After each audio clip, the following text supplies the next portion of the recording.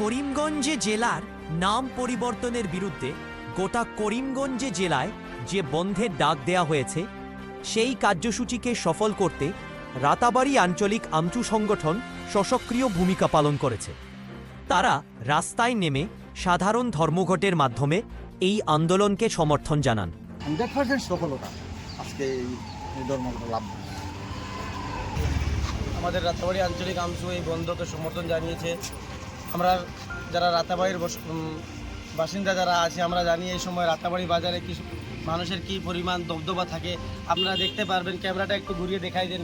বাজারের যে এখন মানুষ শূন্য, মানুষ শুধু যারা আমরা স্ট্রাইকের সমর্থনকারী এরাই উপস্থিত, সঙ্গে কিছু পশু পাখির আওয়াজও শোনা যাচ্ছে। এমন নীরব বাজারটা। এই সাধারণ জনগণ এই নাম পরিবর্তনের পক্ষে নয়। আমাদের করিমগঞ্জ নামটা আবার ফিরিয়ে আসবে।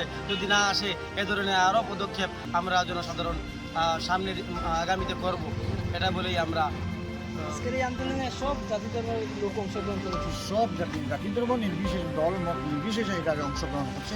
এটা আর এই জায়গাটা যেখানে আমরা লইতরা, এটা হলো রাতাবাড়ি এলাকার প্রাণকেন্দ্র, মূল জায়গা, ওখানে অবস্থা